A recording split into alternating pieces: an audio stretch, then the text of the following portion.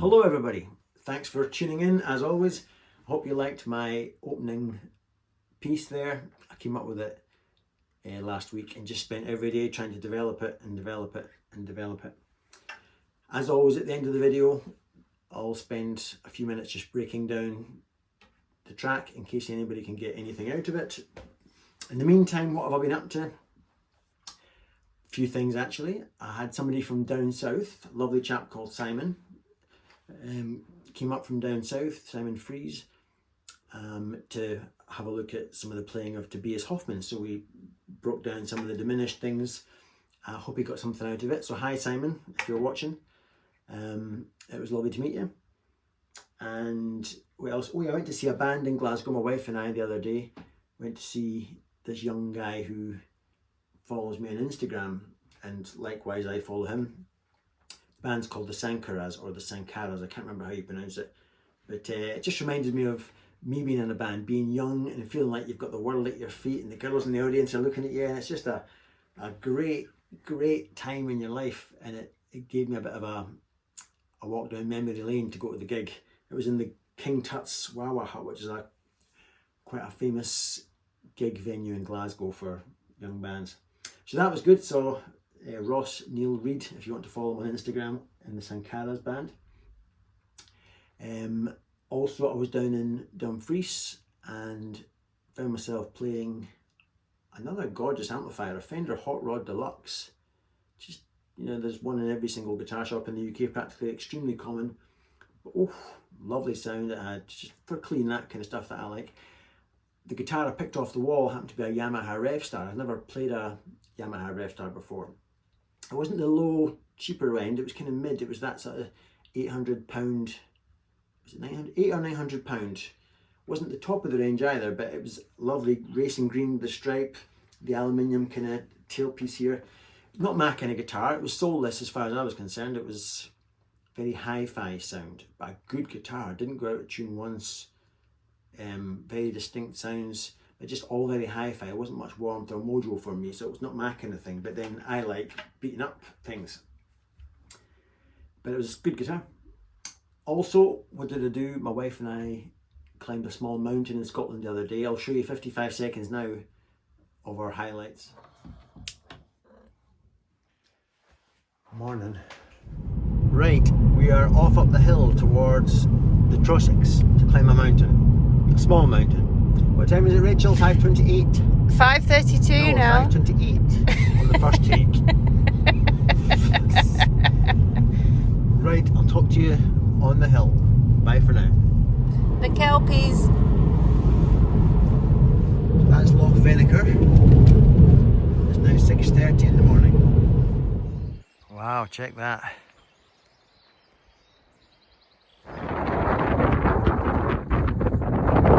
Whoa, nearly there. Oh wow.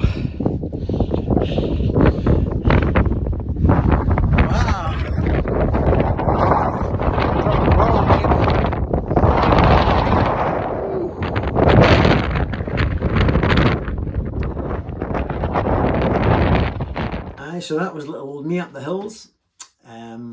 Right, before we cut to the lesson, you'll see I'm playing my, my Les Paul. Excuse me. I absolutely adore this guitar. I keep saying it. It inspires me when I see it hanging on the wall. I spent my childhood watching Don Felder playing Hotel California and Clapton and Gary Moore, so this is the first I'm grabbing in the fire, as I've said before, and the second I'll grab in the fire is the Telecaster, and the rest can burn. But I'll not be happy about it. Right, let's do the lesson. Right. A baby A chord, and an A minor chord with a 6 on top. I'm just playing the A string, 7th fret of the A, 5th of the G, and the 7th of the B. Just spelling out that colour on an A minor chord. Back to A. Don't know what that chord is. It sounds like a suspended fourth kind of thing, but with this 2 on top, so I can't really explain what that is. It's just 7th of the E string, 5th of the D string, and the 7th of the G string. So it's kind of got a suspended sound. I don't know what it is. And then sliding up to a D.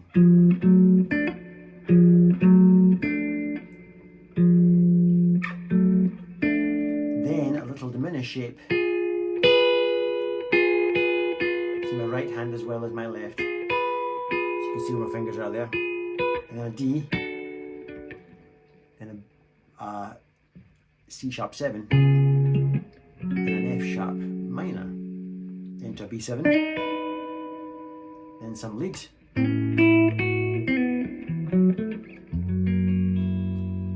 Then an F sharp 7 chord, but because of the physics of where F sharp 7 is, you can leave the thin E string open, and that's really the magic that's being sprinkled on the chord. Then down to a B7. Oh, I'm going straight into a diminished run, so I've gone from that down to this.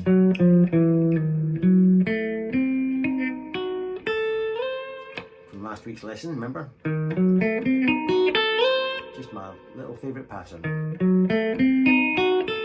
All these notes are 3 semitones apart, which is the law of diminished. Then I resolve to an E7 to put you out your misery. But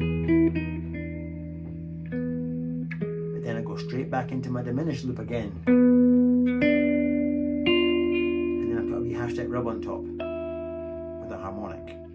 See where my fingers are? And then the E string plucked with a harmonic. Then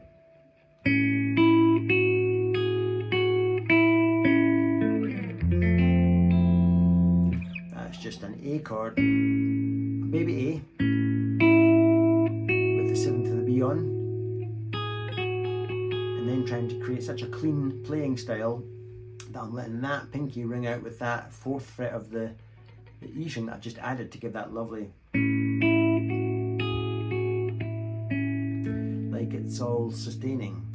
Then an F chord, an F major 7 chord. The reason it sounds kind of magical is because the open E string is left, the thin E string. Then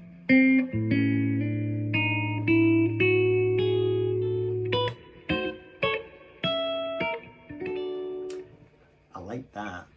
I was thrilled when I came up with that. So I'm leading, I've just come from that, I'm leading us back into the A through a series of half-step rubs to just fuck with you. Excuse my French.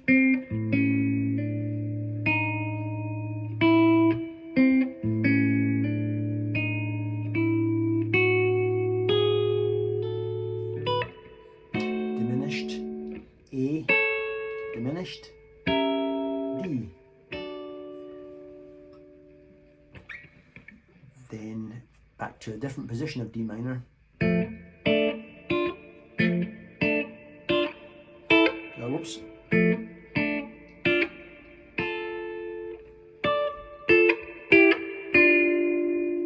Just D minors.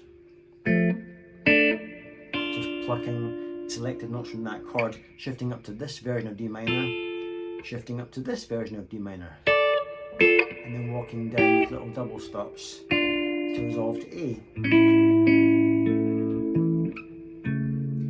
And that's just 4th of the A, 7th of the D. My ring and middle finger are just in the air. It looks like I'm fretting something, but they're just in the air. Then up to a B minor 7. Just playing lead notes from that chord.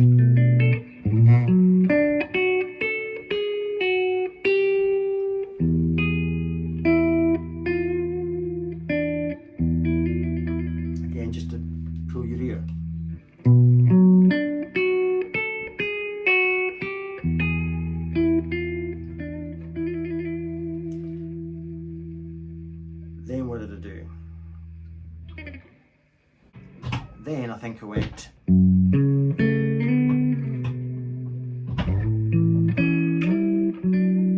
so just F sharp minor, plucking certain notes, then up to the 5th of the A, 4th of the G, and then slid that shape just down 4 frets, 3 frets, 3 frets to an E chord. And a very similar thing, plucked out an A chord, just the 5, sorry, the 1, the 5 and the 3, major 3rd. So 5th fret of the E string, 7th of the A, 6th of the G. Then slid that up 3 frets as a precursor to the D chord.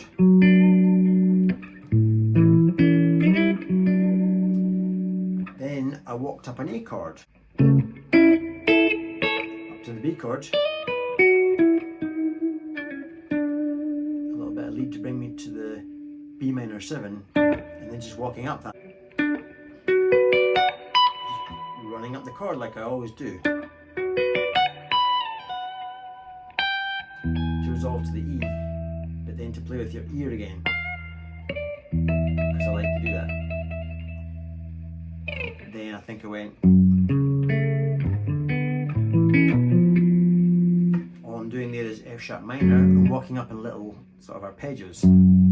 That's the 2nd note of the E, 4th of the A, 2nd of the G, 4th of the E, 5th of the A, 4th of the G, up to an A, which is the 5th of the E string, 7th of the A, 6th of the G.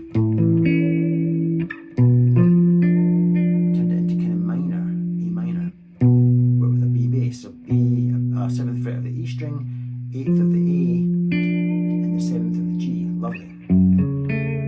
I'm quite clever. No, I'm not clever at all, just I'm very creative. And I've heard this type of stuff in many people's playing. Then I'm going to resolve to try and use tricks and lies to make it look flash. Right, just an A.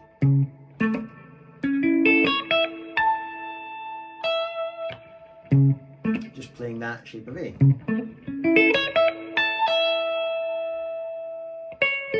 Yeah. And a bit of lead. Like that. Yeah, to shape out a sort of a B minor 7.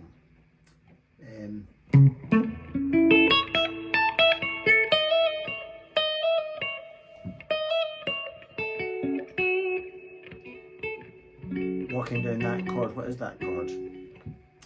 An F sharp minor it is. Who cares what it is? It's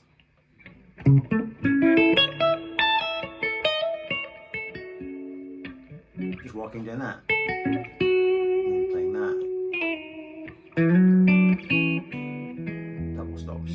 Then a little bit of A to an augmented chord. That's the 7th of the D, 7th of the D, 6th of the G, 6th of the B, and the 7th of the E. In a F sharp minor with an A bass. Back to the augmented, and some lead. Walking up to a D chord.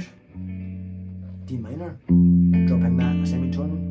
The whole thing up a tone. Just